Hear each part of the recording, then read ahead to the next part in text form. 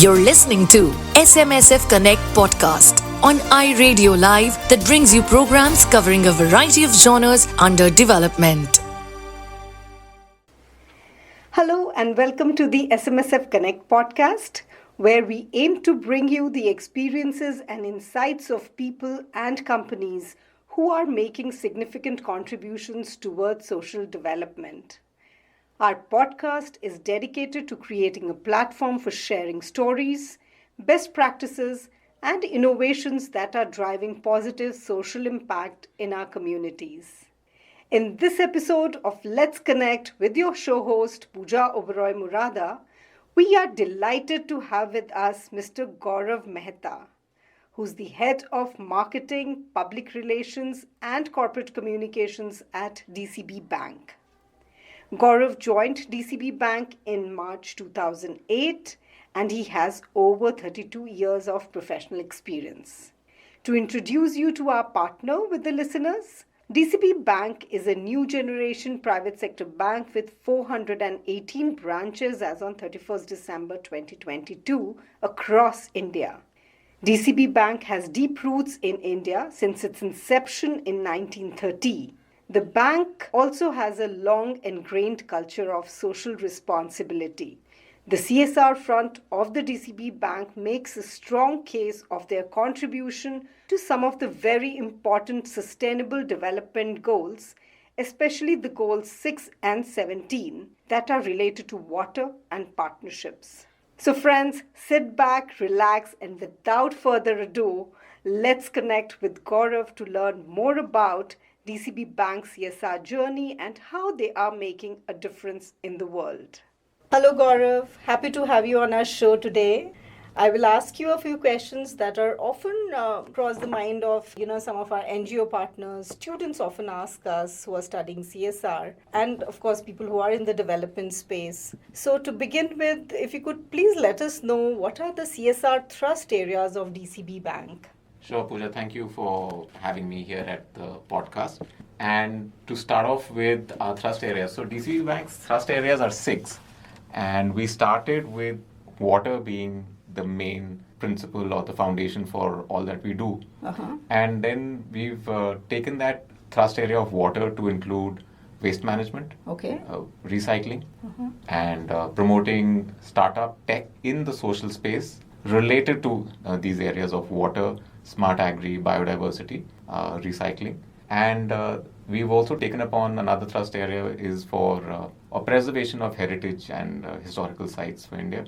Because if you remember, the government had a plan which they called Adopt Heritage, where corporates could step in and help preserve sites, forests, a whole lot of things. And we also incorporated disaster relief, mainly because we went through COVID. And at that time, a lot of other projects came to a standstill and we had to step in to help our fellow country people, and which is why disaster relief specific to COVID-19 became a part of our trust areas. I'm sure many people would be thanking you for that. True, but I don't think we ended up incorporating disaster relief for the thanks. It was just that we saw our project teams stuck in remote areas. We saw that our beneficiaries were obviously not interested in carrying on with the project because everybody was rather concerned about protecting their lives. Absolutely, yeah. And then came the influx from the cities where a whole lot of people moved back to their towns and cities and villages.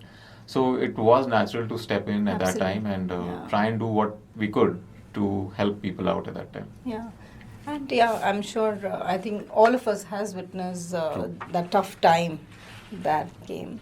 So why has the bank chosen these as the focus areas? Is there a particular theory or thought behind this? Good question. So there's a method to all this.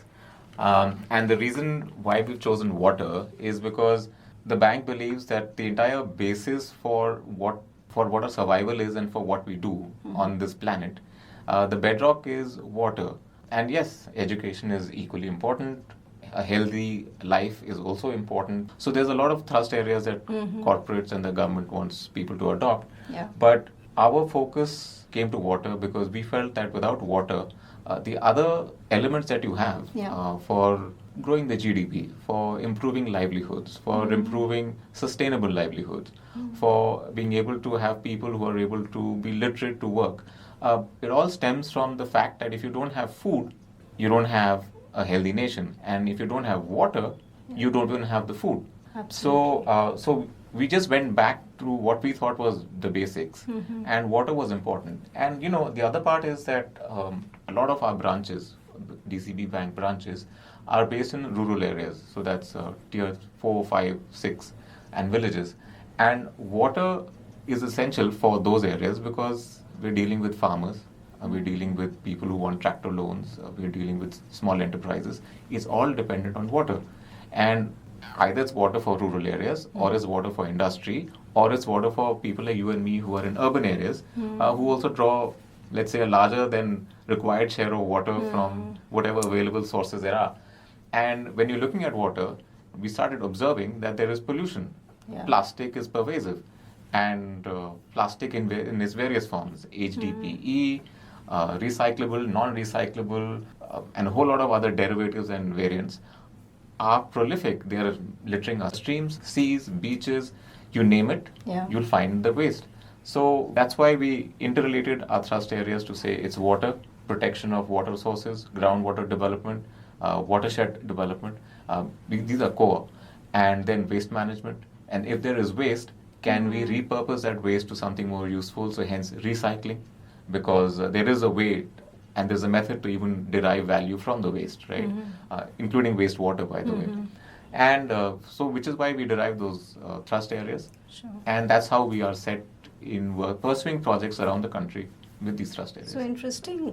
You looked at water as an engine that drove many other development projects with DCB. True. So who all are usually involved in a corporate side to decide on which project to undertake? What is the, is there a strategy or is the team involved? Right. So, yes, there is a strategy. We wish to be in places where DCB Bank has a branch presence. Okay. So we operate in those states. We have projects in those states. There is a reason for that because the bank also has a philosophy of involving customers and employees in activities that are not just pure, maybe boring banking activities for the outsiders. So we actively encourage a program called DCB Social. Okay. These are employee volunteers, and they're very active.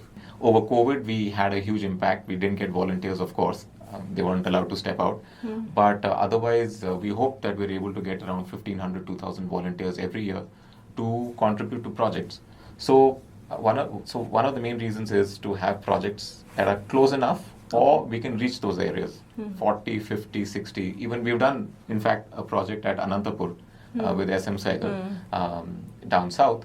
So employees from Bangalore traveled all the way to the school and came back the same day. So we've done stuff like that. So one is, does it have a DCB Bank presence in and around that area? Two, it's important to be able to keep a lookout for the local communities after the project is done. So our teams are available who can visit the sites once in a while to see what is happening, to check on if things are fine. Yeah. So that serves as a good connect with the communities.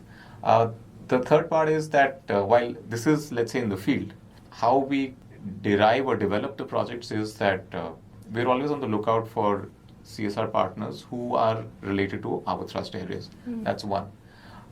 We also have a robust system of internal committees for CSR and ESG now. CSR is corporate social responsibility, ESG is environmental, social and governance. Wow. So the ESG part is getting more active for corporates because ESG is not just CSR, it's CSR plus. Yes. Right? So the social aspects are things like, are you being fair or equitable in the communities that you may be impacting? We are a bank, but there are other industries who may be impacting it adversely, positively or negatively. So you've got to look at that, how you engage with communities, how you engage with your employees. Are you able to, okay, then I'm going to introduce another acronym, DEI, diversity, equity and inclusiveness. So DEI becomes a part of this social aspect. And governance, of course, what you mentioned in the question was that how do you create the projects and who reviews or who assesses the viability of these projects. So governance is not just CSR. Governance is, do you have board committees who are responsible for the various aspects of an organization? Do you have rules and regulations in place? Do you adhere to those rules? And if you're a listed entity like the bank is, then you're also, your stakeholders become an external audience, which is employees, customers, shareholders, your regulators. In our case, regulators would be like, say, SEBI, RBI, and a whole lot of other government agencies. You also have to do due diligence for reporting your CSR activities. That's part of the MCA, Ministry of Corporate Affairs. So as an organization, are you driving those behaviors that are adhering to rules, regulations? So the governance aspect comes out there. So even things like, does an organization have, let's say, a committee or a process where prevention of sexual harassment training is given, awareness is created? Do you have a helpline that you may need to create for that? Do you provide services, or do you provide access to employees for, let's say, not just work, but we have CSR? So are you able to create a better environment for your workplace, which is important from a human resources, employee engagement point of view? So yeah, it's rather huge. Wow, that's interesting, and I'm sure our listeners would have learned a lot of things. What goes behind in a company's side. True. So yeah, it's much more than just implementing projects. True. So for the benefit of our NGO partners again, can you explain what process and principles are followed for identification, implementation, and monitoring of these CSR projects? Okay. Identification is thrust areas, location, the communities that the NGO wants to work with. Communities means that are they close enough to our branches or not? It's not a negative if the location is far away from our branches, but we need to know as to what is the impact that they intend to create. So a baseline of establishing what exists and what we propose to do and what the outcome might be. So that's important and clear to have. And also, there are certain documentations that are important for the NGO partner to have. So basically the mandatory audited balance sheets, registration with the government for the CSR number. I'm just going down into a BOQ checklist like this, but yeah, these are all, do you have the 12A certificate? Are you ATG compliant? FCRA is not important for us because we deal with organizations in India. But so a whole lot of that entire regulatory aspect has to be proper and up to date. It can't be, there can't be any gaps in that. So we assess that. That is for a brand new partnership that we may want to get into with an NGO. Then comes referral checks, ref checks. We are bankers. I work for a bank. I'm not a core banker, but so reference checks are exceedingly important. So 2 or 3 or 4 organizations that may have worked with this particular NGO, referrals, we would call them independently for referral checks. And good on-ground presence and feedback from, let's say, other communities where they worked in the past. So we may do ref checks behind the scenes with the recipients also to understand what happened, how long was the project, the good, bad, and the ugly. So once that is all in place, then it goes into the next stage of recommending it to an internal committee. Then there's a CSR group. Then there is a CSR and ESG committee. So that's how it goes step by step. And with that, we come to the end of this episode of Let's Connect with Gaurav Mehta, who's the Head of Marketing, PR, Corporate Communications at DCB Bank. Gaurav, thank you so much for taking the time to speak with us today and sharing your insights and experiences with our listeners. And we look forward to seeing how DCB Bank's collaboration with SM Sehgal Foundation on projects continue to grow and evolve in the coming years, and how your efforts to increase environment awareness in rural communities continue to contribute to achieving sustainable development goals on clean water, sanitation, climate, and partnerships. So stay tuned with us for the next episode of Let's Connect with Gaurav Mehta. Thank Thank you for being with us. Stay tuned for more. You can also listen to these podcasts on Spotify, Apple, and Google.